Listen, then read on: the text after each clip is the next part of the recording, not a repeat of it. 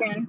Okay, perfect. So welcome to our Global Health Nurse Network Nursing Working Group meeting for May. I just wanted to quickly wish everybody a happy Nurses Month. I think most of us know that in May, we celebrate Nursing Day, International Nursing Day, Nursing Week, Nursing Month. And I think it is just cause to celebrate all month long. We do so much as a profession throughout the world for not only the patients that we care for, but also their families and our communities. And so this graphic is from the American Nursing Association, and their kind of tagline for nurses is "you make a difference." And I think that that's absolutely true.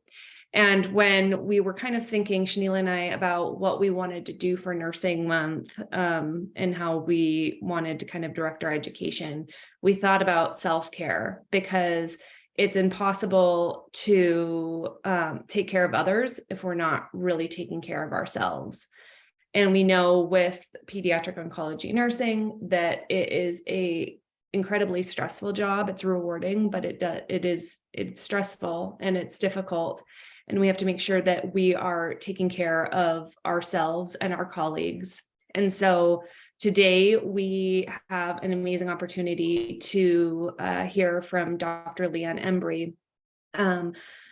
Dr. Embry and I work together in Texas. She is a psychologist who specializes in caring for patients who are both children and adolescents and young adults who are being treated for cancer.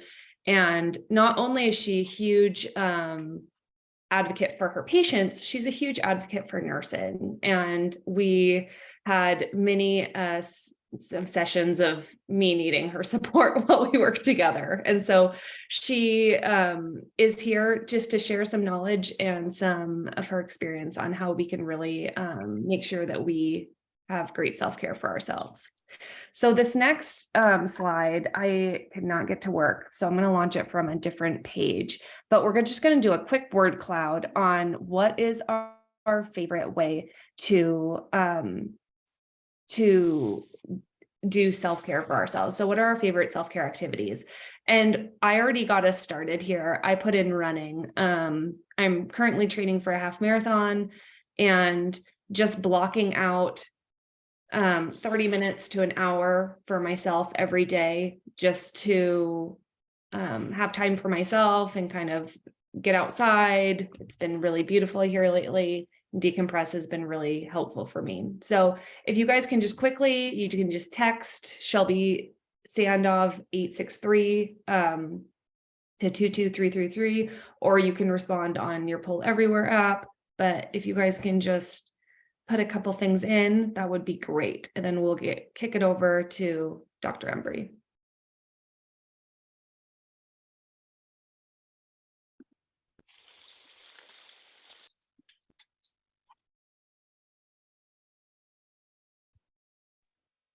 Shelby, is it okay if we just put them in the chat here and then you can put them in? Yes, that's fine too. That's a great idea. This Poll Everywhere and I were really battling last night, and I finally just gave up and went to sleep because I could not figure out how to get it going. Okay.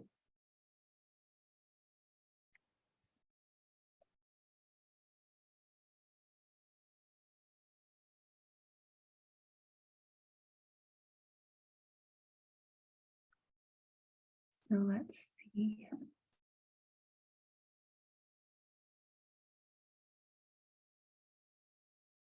We have reading. We have traveling. For all of the people who just joined, you can just put in your favorite self-care activity into the chat, and we're just going to add it to our word cloud here. Tennis. I know who that is. Sudoku. Sudoku.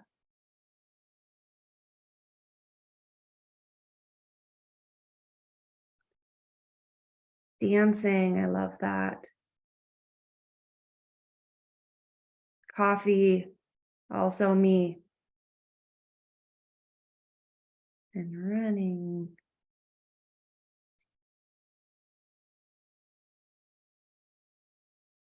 I also like to spend time with my friends. So this is great. Glenn, do you have anything to add? Anyone else? We can just call them out too if we see them.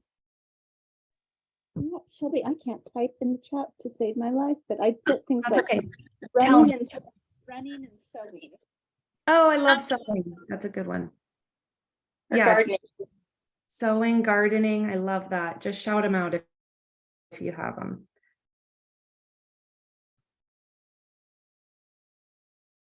I love the ones too, with, tennis and gardening and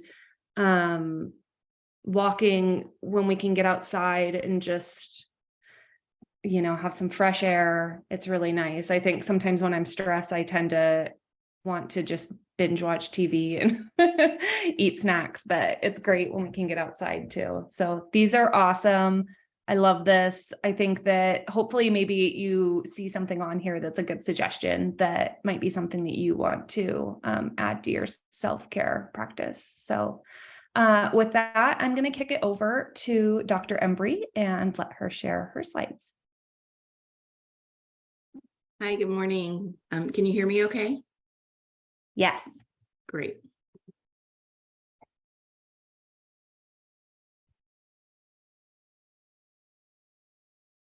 Okay, now can you see my slides? Yes, we can. Great.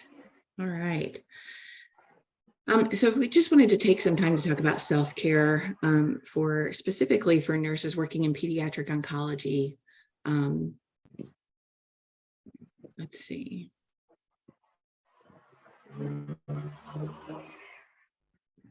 Sorry, I'm having trouble making my slides move. Give me just a second. There we go. So I can't count how many times I tell parents of our patients here on the floor that they need to actively take care of themselves in order to be there in mind, body, and spirit for their children. And today I just want to emphasize that the same goes for you as healthcare providers. If we're not doing what we need to do to attend to our own emotional needs, we can't be effective at what we need to do for the patients and families that we care for. I'm really hoping this can be a bit more of a discussion than just a lecture. So if you guys don't mind putting in the chat, what are some of what brought you to HEMOC? Of all the things that you could have done as nurses, why HEMOC?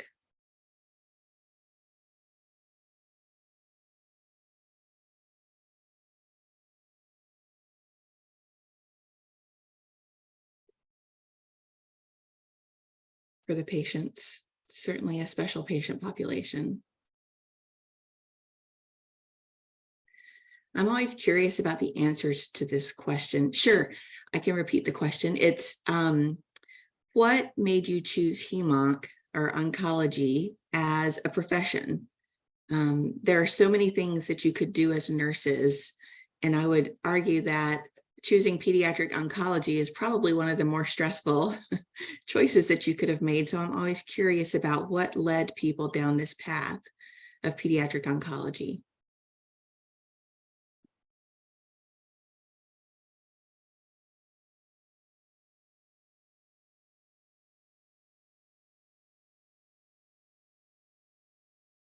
I'm going to move on, but just we can continue to reflect on that.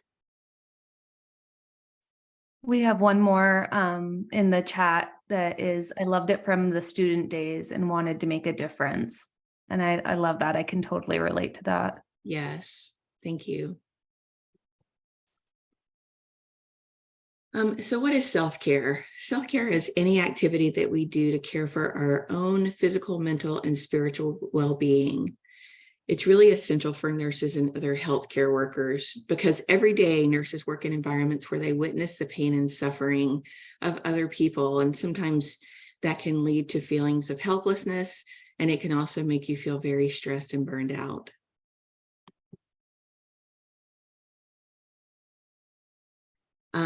So I can tell you that healthcare workers at all levels and on all units are vulnerable to job stress, feeling burned out. But what we know is that providers, meaning physicians, nurses, social workers, etc., working on pediatric oncology units are especially vulnerable. And so let's talk about why. What is it unique about this population that puts caregivers at greater risk for psychological stress? I know I'm preaching to the choir here because you all have done this. You've chosen this as your career.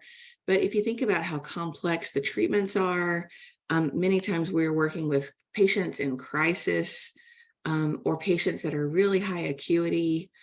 Often, especially if you're an inpatient nurse, some of our patients end up with really prolonged admissions, which means that we're more intensely involved with those families. And then we're often dealing with patients who are suffering, who are facing early death, or end of life or palliative care issues. What we know is that caregivers often fail to recognize and meet their own needs. Being focused on tending to the day-to-day needs of others can cause you to ignore your own well-being. And this is a big problem that contributes to burnout. Many individuals become depressed or anxious, and other people can even develop physical ailments as a result of the stress of providing care, especially if you've been doing this for a long time. We know that persistent stress affects all parts of the body and can be both physical and psychological. Physiological symptoms can include rapid breathing or difficulty breathing, sweating, increased heart rate, body aches and pains, dizziness, and it can even affect your immune system. Psychological symptoms can include difficulties with concentration, apathy, becoming rigid in your beliefs or your approach to things, feeling preoccupied with events happening at work, having a low self-esteem, feeling guilt about the things that you can't fix. It can translate into anger or sadness or numbness or even low energy levels. Shelby, do you mind monitoring the chat box? I can see that messages are popping up, but I can't see them. Yeah, definitely. So Gabriel just added from your first question that curiosity about getting into the field. He never had an experience in it during college days and wanted an adventure. Okay, thank you. And then Linda said, same as Mary, it was a great experience when she was a student. Great. It's interesting. I think just anecdotally, I feel like nurses come out of nursing school and they think they want to do pediatric oncology, and then they get into it and either they love it and they do it for the rest of their lives, or they leave within 6 months because they just can't do it. So I know I'm speaking to a group of people that have chosen to stay on that path. Yeah. So what is burnout? It's a combination of physical fatigue, emotional exhaustion, and cognitive weariness. And it usually is the result of a prolonged period of stress. And it really can leave you feeling completely depleted of energy or overextended. Sometimes people develop a sense of cynicism or depersonalization, meaning that they're sort of detached from the work, or they become sarcastic in the way they approach things, or cynical. But it also can lead people to feel like they haven't accomplished the things they wanted to accomplish, or that they're not as effective as at their job as they would like to be. The effects of stress and burnout are widespread and can affect you on many levels. It can affect your interpersonal relationships, both inside and outside of work. Even your work performance can suffer. A few of the many effects that can be seen are, problems with concentration, like I mentioned before, feelings of powerlessness. And this can be related to either the patients that you're caring for, or just feeling powerless to change your mindset and your feelings of stress. It can make you feel like you've lost your purpose. If you have widespread burnout on a unit, it can really lead to low morale on the unit and difficulties working as a team. It can affect motivation negatively. And this can also spill over into your personal life. So it's not just, sometimes people have a hard time separating from work at the end of the workday. And so some of these negative symptoms can really spill over into your life outside of work. And so what are some of the consequences of burnout? Can lead to decreased job satisfaction, a lower quality of life, and just general well-being. It can add to problems with absenteeism from work and turnover at work. I know we've gone through periods of time in the past where we have a lot of turnover on our inpatient nursing staff, and I always worry about that, what are the things contributing to that other than things we can't change, like the acuity of our patient load. It can reduce productivity. It can even affect patient satisfaction scores.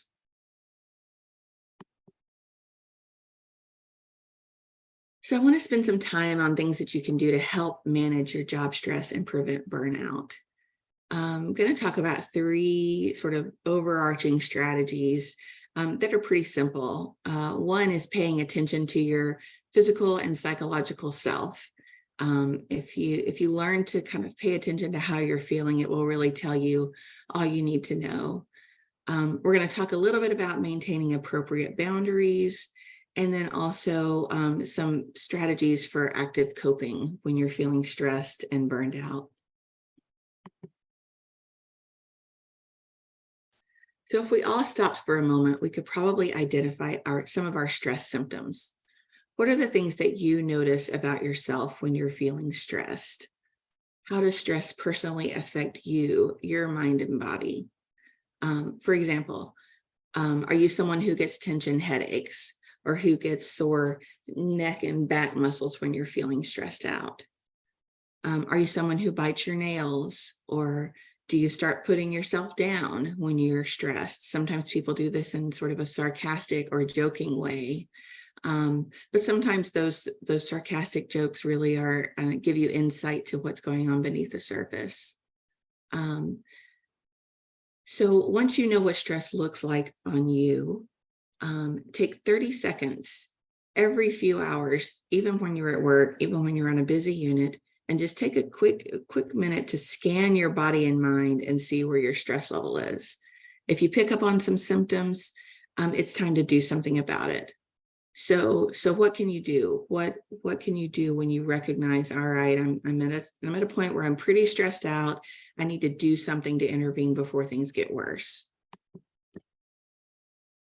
One thing that, sorry, Leanne, just to add in that Shanila put in the chat box was apathy with burnout. You're absolutely right. Great call out. So yes.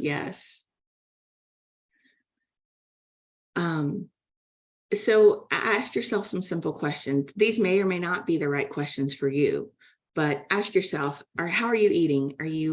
Some people overeat when they're stressed, or some people don't find time to eat. They don't make that a priority, or they don't find time to eat healthy. They just sort of, we've all eaten lunch from the vending machine, right? Working on a busy unit. How often is that happening? Are you taking time to make sure that you're nourishing your body? Are you sleeping okay? And if not, what's interfering? Are you having nightmares? Are you having trouble falling asleep because you can't turn your brain off at the end of the day? Are you moving? Whatever that looks like for you, running, training for a marathon, playing tennis, doing aerobics, whatever the thing is that works for you, are you keeping up with that in your daily routines? Have you noticed that you're drinking more than you used to? Sometimes this is a way that people cope. We all joke about, oh gosh, we need to go out for happy hour after an especially stressful week, which is not a big deal. But are you drinking more at home by yourself? Is this the one coping skill that you're turning to when you're having a bad week? And are there things that you might be able to do that are more productive than that? we know that the better you care for yourself, the better you are able to manage your intense emotions such as stress.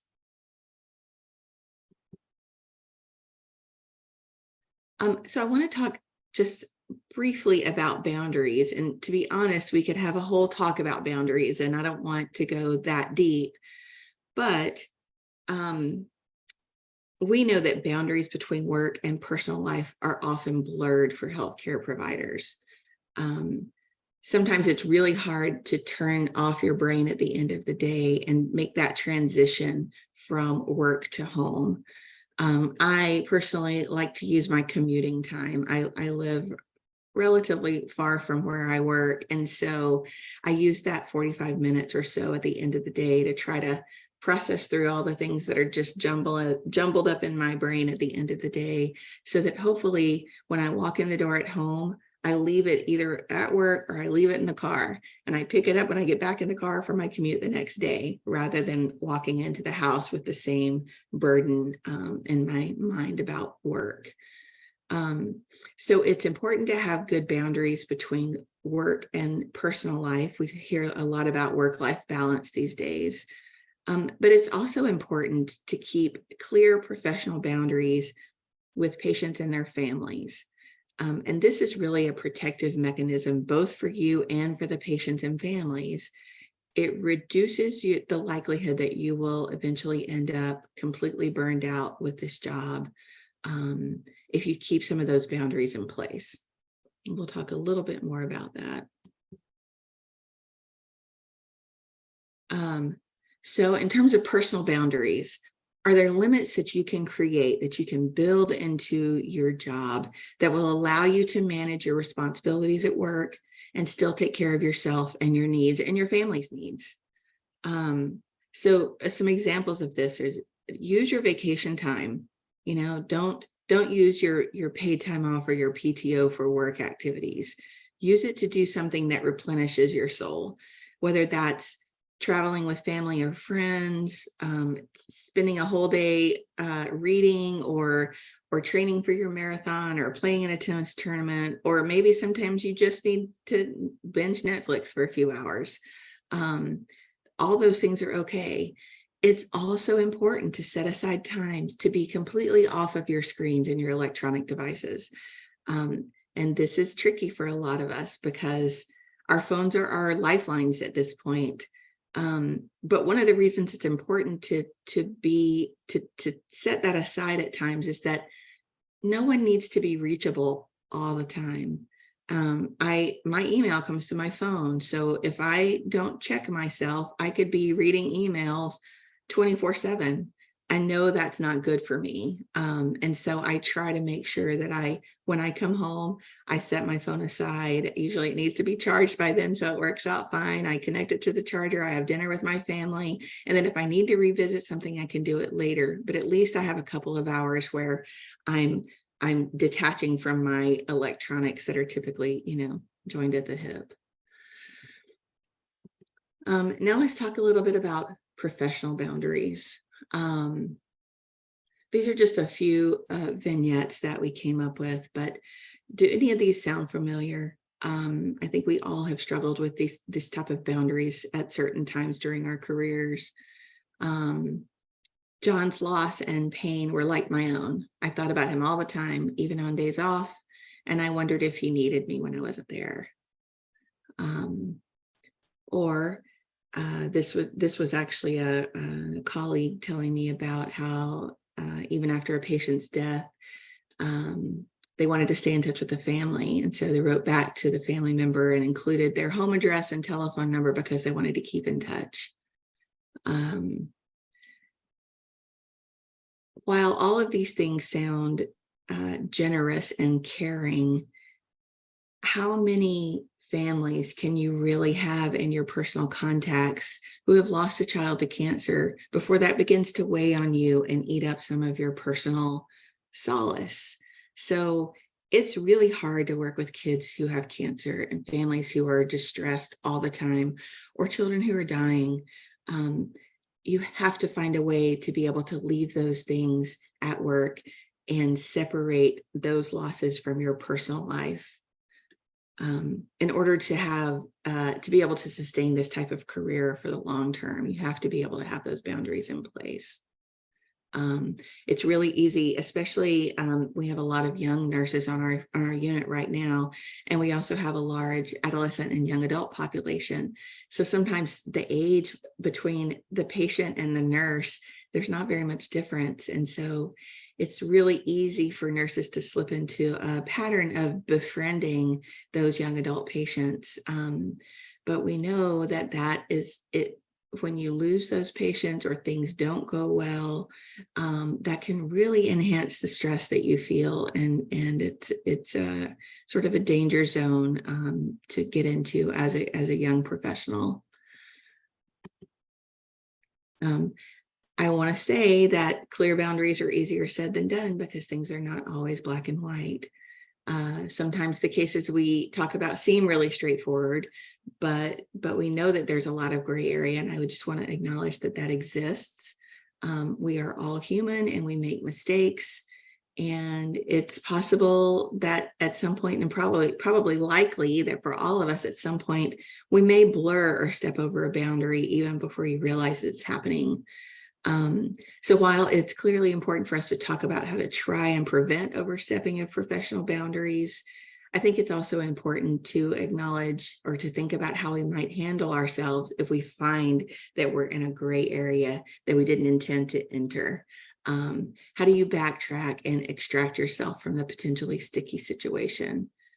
Because this part sometimes can be really challenging. So how do we balance feeling empathy with being objective?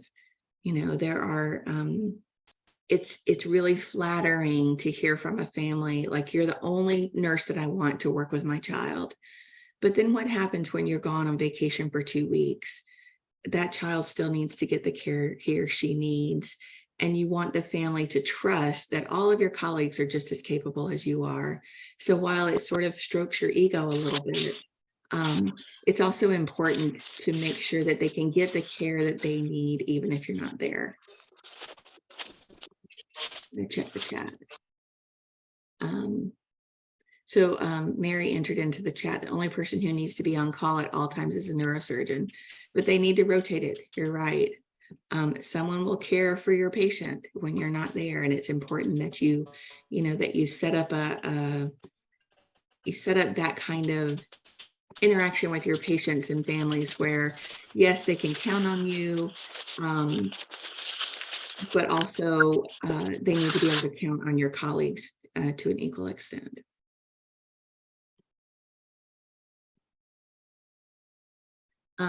So here are some things to just consider. When you are faced with a situation where you're sort of more in the friend zone than in a professional relationship with a family, ask yourself, what if you didn't offer your friendship? Would the patient and family have the support they needed anyway? What if you didn't give them your phone number? Would they have suffered unnecessarily, or would they have been able to find another way to solve whatever the issue is that they felt they wanted to reach out to you for?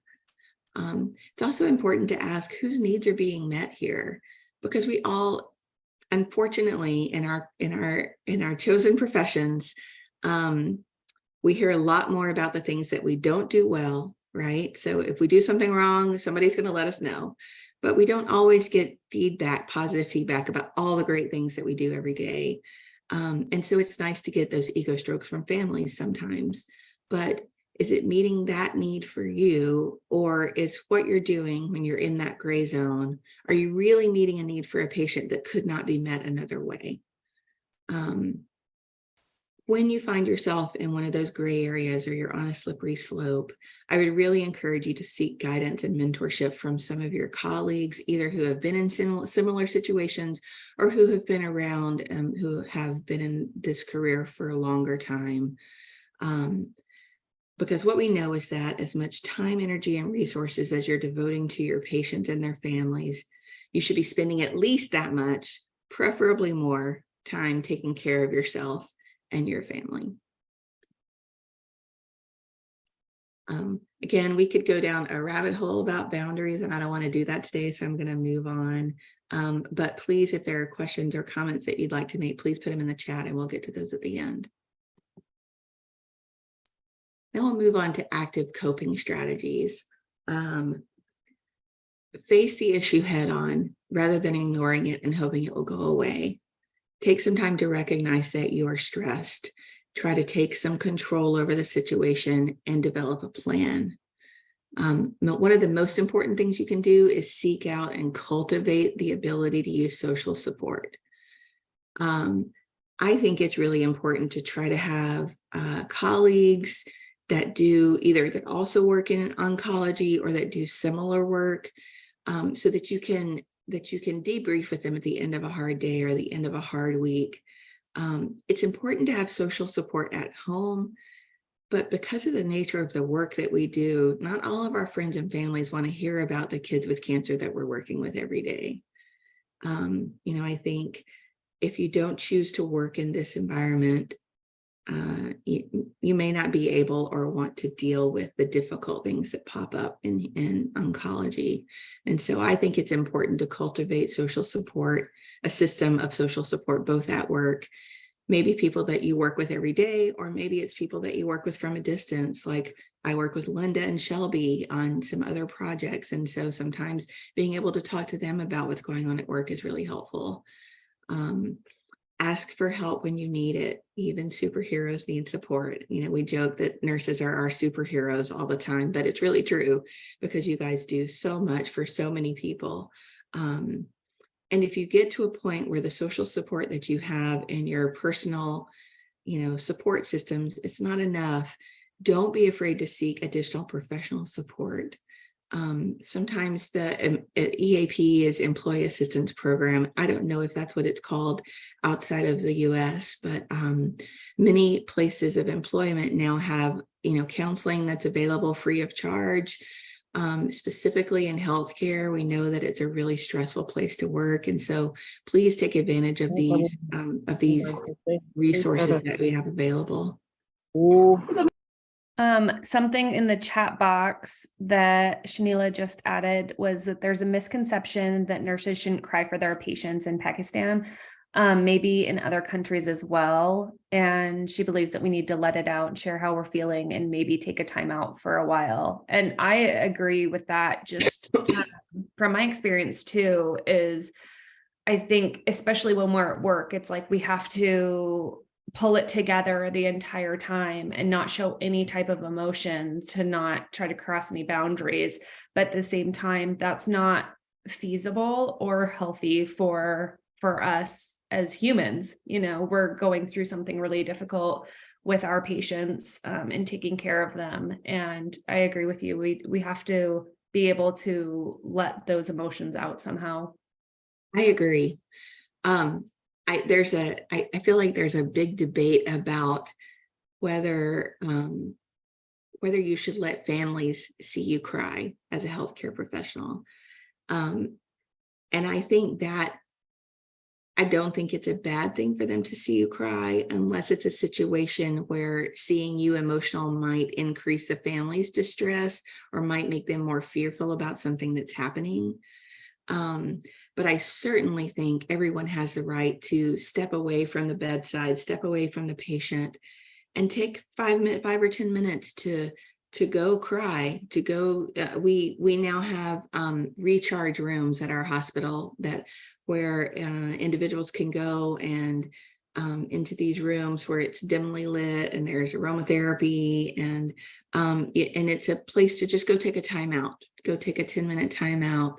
And I think we need to not only ask for those moments when we need them, but we also need to support our colleagues in taking those moments, because if you step away from the bedside for 10 minutes, somebody's got to fill that gap. And so if you can set a precedent of doing that for each other, I think it's really important. It also makes you, it makes you work better as a team when you recognize that we're all human and we need those times to step away, cry for a minute, regather our thoughts, take some deep breaths, have a snack, whatever it is that you need to do to be able to take a deep breath, sort of recharge, reset, and then get back out there with the next patient. I would say that's one of the more challenging aspects of our job, is that we have to keep moving after the crisis happens. Here are some other things that I just wanted to list out, like, do you take a lunch break, or are you, nurses are the worst about taking a lunch break, honestly. How many times do you eat lunch from a vending machine, or do you eat lunch standing up at your computer while you're charting?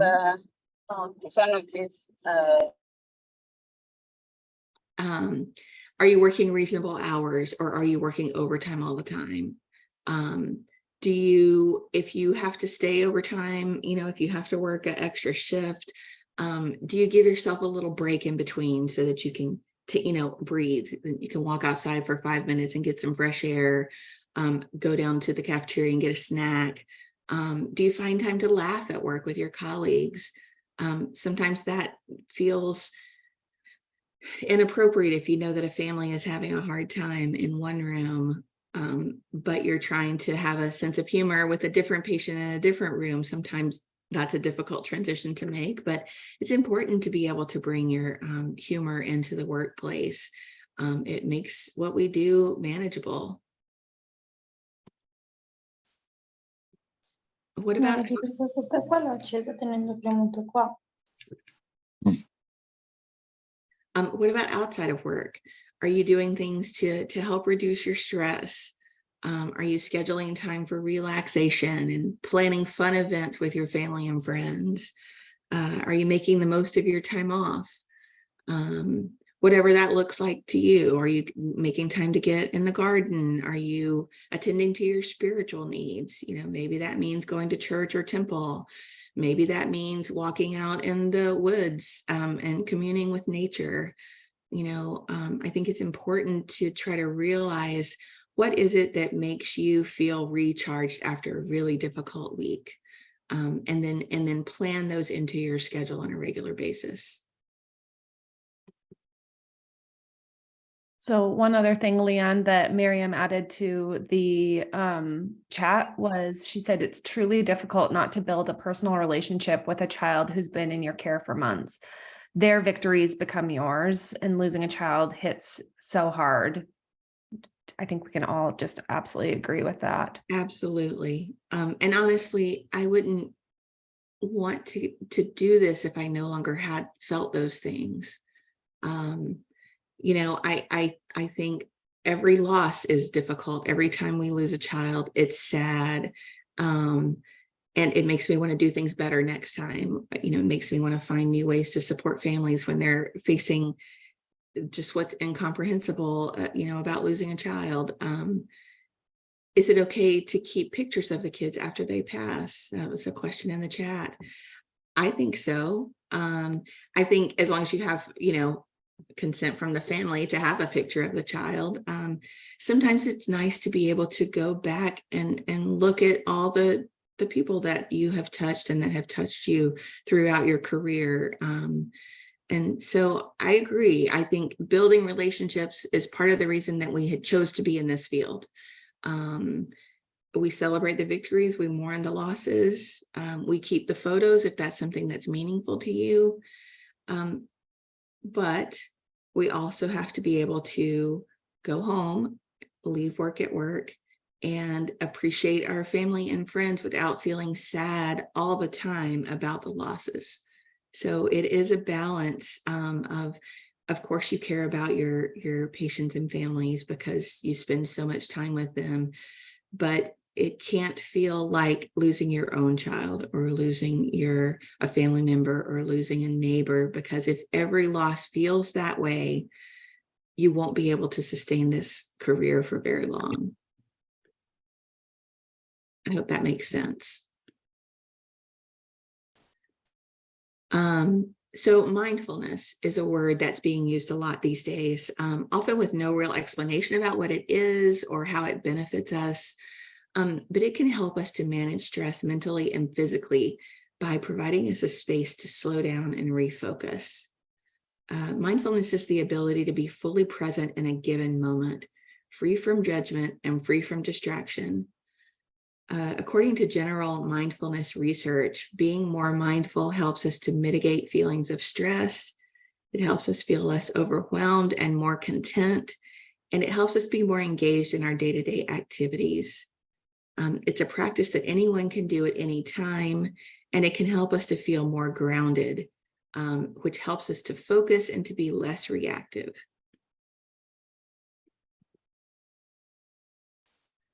So some of the principles of mindfulness are to focus on the present moment. Be fully present in whatever you're doing, wherever you are, without thinking about what are you going to do next? What do you have to plan for the weekend? It's all about here and now, being open to the experience, not judging yourself, accepting things as they are, making a connection with yourself and your environment, and creating a sense of peace. And sometimes this can just be sitting in a quiet place in a comfortable position, closing your eyes, taking some deep breaths, noticing how that breathing feels in your body. Notice that your feet are touching the floor, that your arms are resting comfortably, that your breathing is helping your heart rate to slow down. And you just sit there calmly. Even if you can do it for 3 to 5 minutes a day, there's a lot of proven benefit to body and mind for being able to just take that time out and focus just on you and your body in the moment.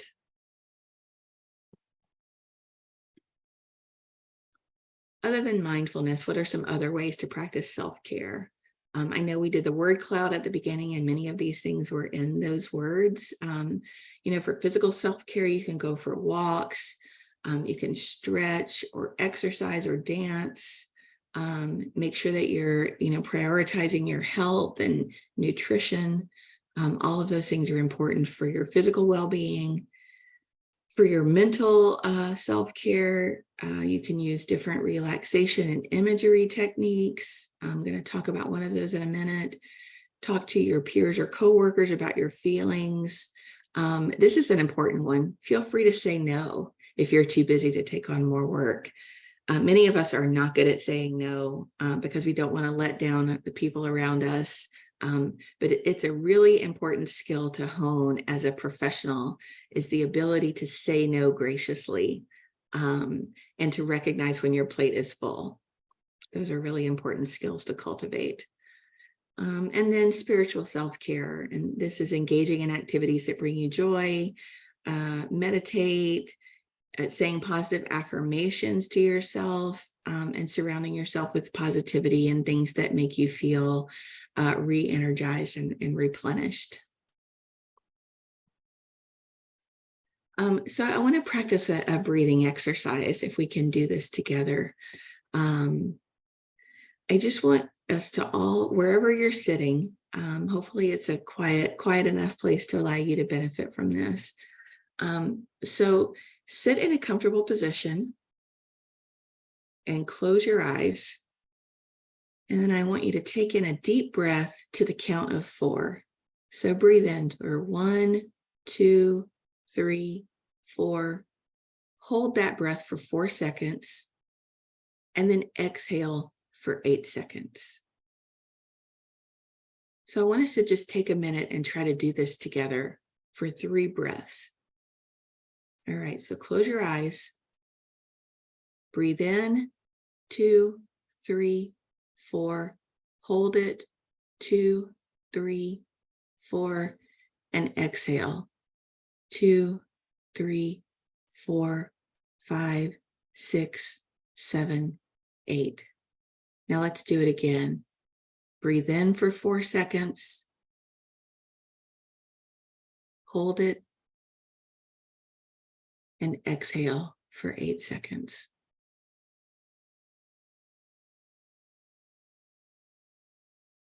All right, one more time. Breathe in for 4. Hold it for 4. And exhale for 8. And then open your eyes. Even just taking the time once or twice a day to do this deep breathing exercise can really make a difference in your stress level. It's a moment for mindfulness. And the reason that we have you count is because it it occupies your brain that way, so that you're focused only on the here and now, just taking a minute to breathe just for yourself. Sorry, I didn't realize it was so late in Australia, but understandably, someone put in the chat that they feel almost asleep after that exercise. So that's good. And then lastly, I just wanted to point out there are many apps that you can download on your phone and your tablets, but I wanted to point out a few that have been shown with research to be especially beneficial.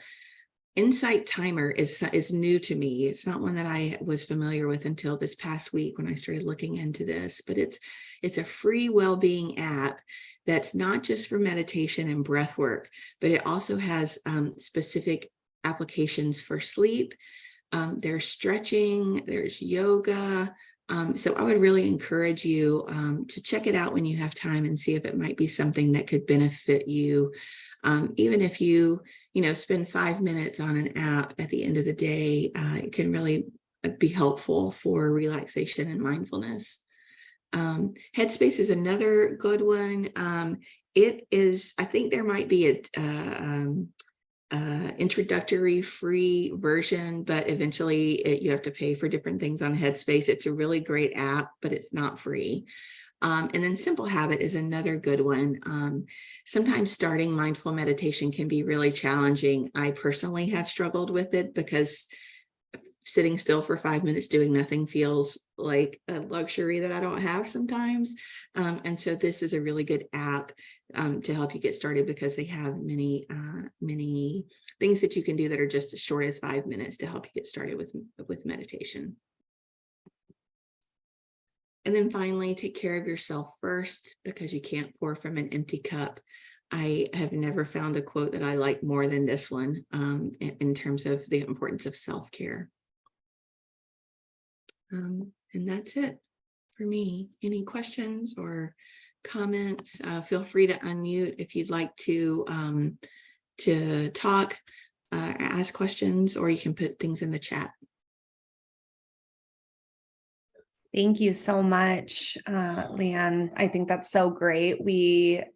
Every time I hear a presentation on self-care, I think a little bit more about what I can do personally. And I loved how you called out saying no. I think a lot of times nurses, especially hem-onc nurses and probably other areas in nursing too, we're so worried about saying no when we're called to take on an extra shift. And we can get to a point where our lives just are completely focused around our work. And that's just it's not healthy. We have other lives, we have families, we have friends, we have other responsibilities.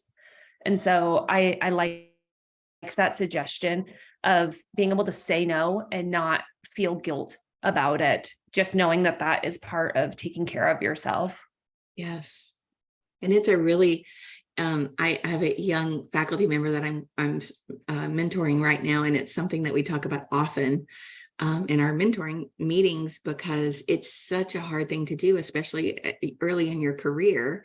I think most of us eventually figure out how to say no so that we don't feel overwhelmed all the time. But helping guide her to recognizing her own limits and saying no in a way that still feels professional and gracious has been, it's been a real challenge for her. Does anybody else have any comments or questions? Anything that you want to share that you do for self-care, or that your unit or hospitals, institutions help you with to take care of the nurses there?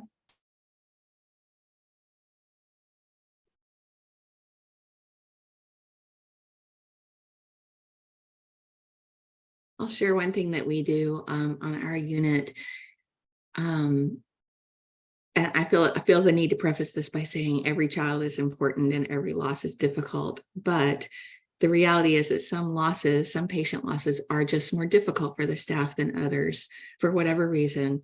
And so we we started doing this several years ago. We do something called Tea for the Soul when we have one of those really difficult losses, and we'll set up in a quiet room somewhere, like an actual teapot or a Keurig, and some aromatherapy. We have a journal that it's just like a little notebook type journal that nurses and staff can write a message to the family. And we have a little wreath where we can tie ribbons on, as just sort of a physical representation of our memories of the patient. And then and the staff tries to be sure that they can cover for each other that day so that everyone has a chance to go into this quiet room and take a minute to reflect on the child and the loss. Write in the journal if they want to, have some tea, and we usually try to have snacks of some sort. And then after about a week, we package up the little wreath and the journal and we send it to the family so that they know how important the child was to the staff. And that's been a really useful activity over the past few years when we've had an especially difficult loss at work.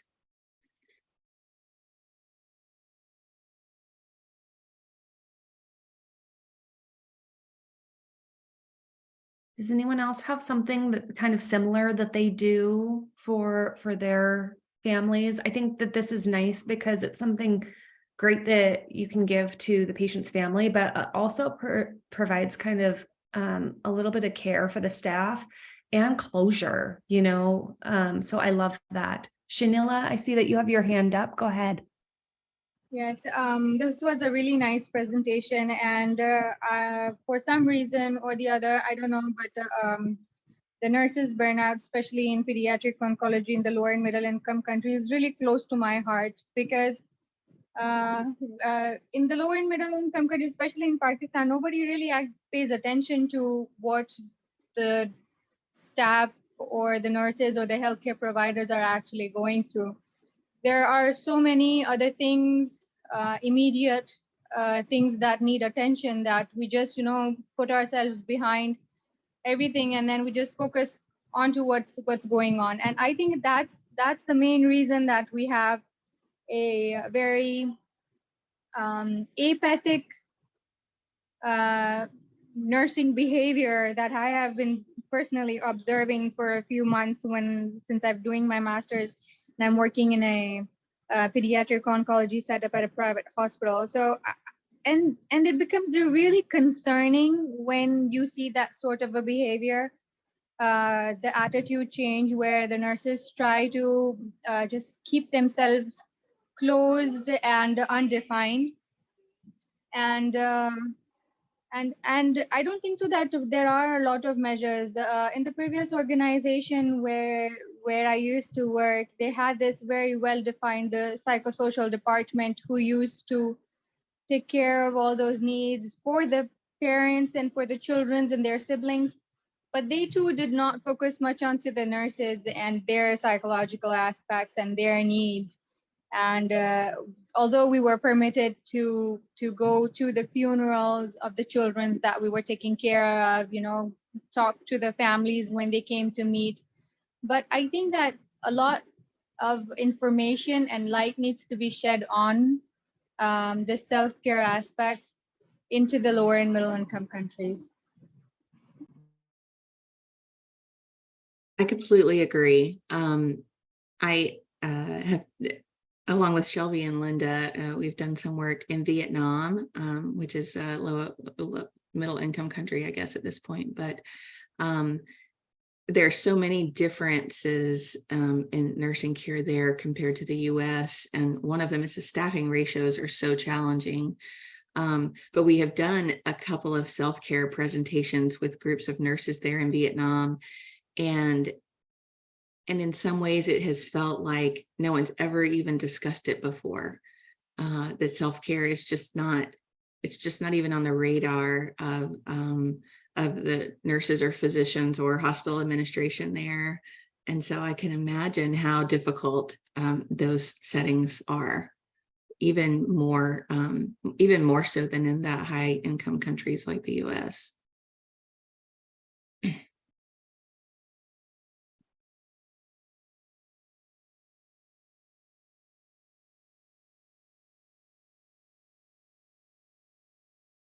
Does anyone else have any questions or comments? Anything they want to share with Dr. Embry before we wrap up? I agree, Miriam. This was an excellent presentation.